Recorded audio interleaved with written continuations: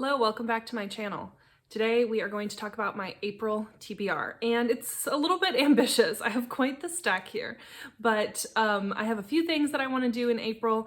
I am going to be out of town for a couple of things. I have a girls' weekend that I'm going to, as well as a state dance festival that I'll be going to with the dance students that I teach. So hopefully I will have some car rides to be able to read some of these in, so we'll see how much of this I get to, but we're just gonna hop in. First, I have some pretty lofty romance plans for this month. So first, I am going to read Set on You by Amy Leah, and this is the first book in the Influencer series. I read X's and O's in February for the X's and O's readathon, and I vlogged that, so you can definitely go look at that, but this is the original book from that series, and it's about a curvy fitness influencer, and she meets a firefighter at the gym. So I've heard that this one is better than X's and O's, and some of my friends have read it, and I feel like I need to know what this is all about, and I want to be included in those conversations. So that's the first romance book I'm going to read. And then my coworker loaned me the Friend Zone series, the original Abby Jimenez trilogy. So I have the Friend Zone, the Happy Ever After playlist, and Life's Too Short.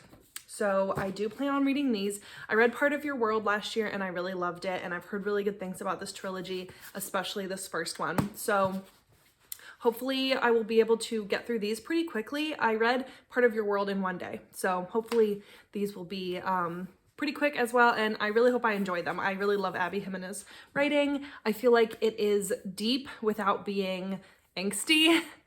And I really like the topics that she chooses to discuss and how well she discusses those topics. So let's talk about the kind of readathon type things that I'm participating in. So first we have the Flowerathon, and that is going to be I think it's 42-hour readathon over a weekend. I will put the dates up on the screen so that I don't mess them up, but I know it's like a Friday and Saturday, I think, and my friend Rachel from the channel Happy Go Lovely Sleeves is hosting it. I have one of her book sleeves. It is elite, and I definitely need to order some more. But she will be doing sprints all day on her channel on that Friday, and so I'm definitely going to hop into those. But really the only prompt for this Flowerathon readathon is to read books with flowers on the cover. And she said she will also count plants, so that's good because I could only find one unread book on my shelf with flowers on the cover, so I'm glad we can use plants too. But first I have Before You Knew My Name by Jacqueline Bublitz, and I don't remember how I heard about this book, but when I saw that cover I was like, I need to own this. It has like the cityscape in the back and the fence and the flowers. It's just so gorgeous. And I started reading this. I got to page 23 and then I don't remember why I put it down, but I did enjoy what I read. So I'm going to start it over and read that. And then also hopefully that weekend I will get to Where I Lost Her by T. Greenwood. I've read two other T. Greenwoods. I gave one 5 stars and I gave one 3 star. So I'm interested to see where I land with this one, but there's lots of plants there. And I believe this is about a little girl that goes missing like in a small town. I really like T. Greenwood's writing, and it has deckled edges, which don't come for me, but I love them. It also has this thing, which is interesting because it's paperback. But anyways, I love that cover. So those are the two that I'm reading for Flowerathon. And then my friend Gwen has a Patreon for her podcast, the Talk Bookish to Me podcast, and we're called the Night Owls. You've probably heard me talk about them before, but she is doing a 24-hour readathon at the end of April, and it's a halfway to Halloween readathon. So it's kind of spooky, which is right up my alley. I love reading spooky books any time of year, but the prompts for that one, the first prompt, well, there's a couple of prompts, but I'm really just going to focus on 2 of them. The first prompt is to read a book with black and orange on the cover. And so for that, I'm reading The Chalk Man. There's definitely some orange in the leaves there. So it looks a little bit more red on the screen, but I promise it's pretty orange. And so this is The Chalk Man by C.J. Tudor. I don't think I've read a C.J. Tudor book before, but I've had this on my shelf. I did read the first chapter and I was intrigued by it. So we'll see. I know that it's dual timeline, and I think it has to do with a copycat killer. And then the other prompt that I'm going to focus on is a book that you think will scare you. And I always think that Stephen King books are spooky. And so this is Night Shift. Also, look how creepy that cover is. But this is a collection of short stories. There's like 20 of them. Graveyard Shift, Night Surf, The Lawnmower Man, Children of the Corn, Gray Matter, and some of his more popular short stories. So I figured a 24-hour readathon is perfect to read a short story collection because I can get them through quickly and read one and then move on to something else, then come back and read another and then move on to something else. So very excited for that. So definitely look into joining the Night Owls and joining us for the 24-hour readathon.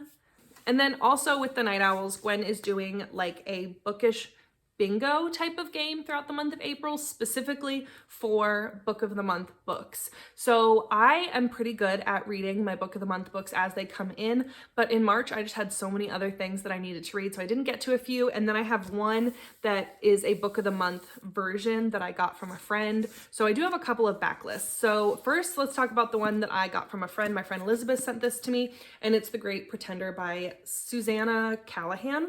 It says, in 1973, a charismatic doctor convinced 8 healthy people to commit themselves to mental hospitals. They had to prove their sanity to be set free.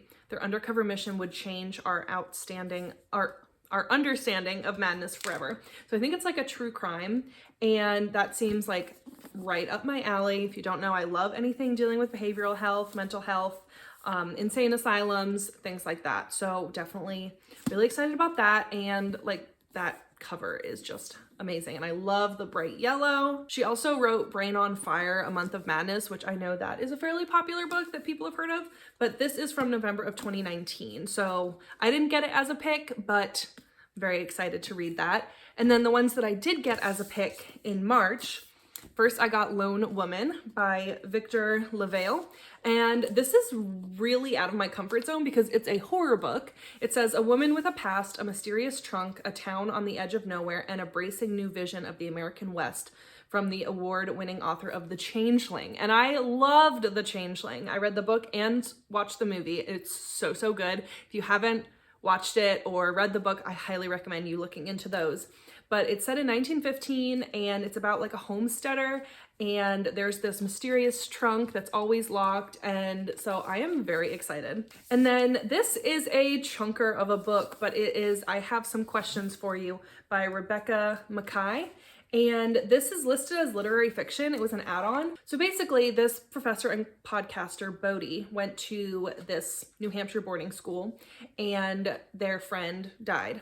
And so then Bodhi is now invited back to teach a course, and she realizes that maybe they put the wrong person in jail, maybe there was other suspects, maybe they shouldn't have convicted the person that they did right away. And so when I read this, it gave me the It Girl by Ruth Ware vibes, and I loved that book so much.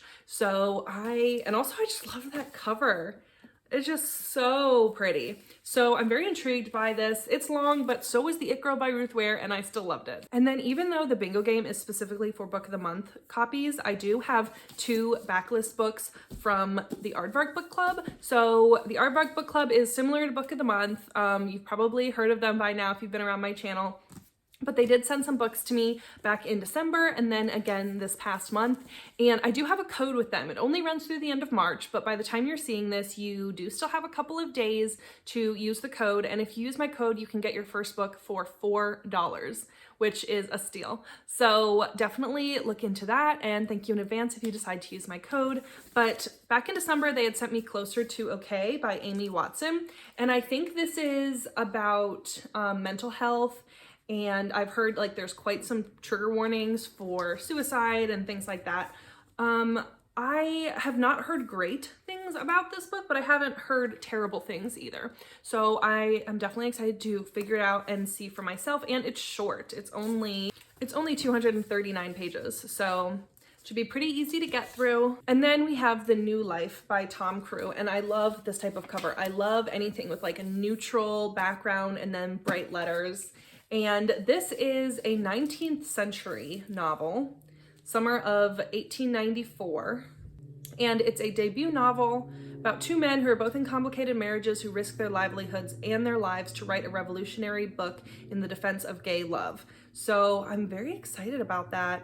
It talks about Oscar Wilde in there and talks about like being a member of just a forward thinking society, and I am very excited about this one. It seems like something that I like to read as far as historical fiction. So thank you so much to our book club for sending me those. And that is all of the books that I am going to try to read in April. So we'll see. You'll have to check back at the end of April to see how many of these I actually got to, or maybe I read all of these and then some. We'll just have to wait and see. Let me know down in the comments below if you've read any of these books and what you thought of them. Please hit that subscribe button. It really helps out my channel, and I will see you in my next video. Bye!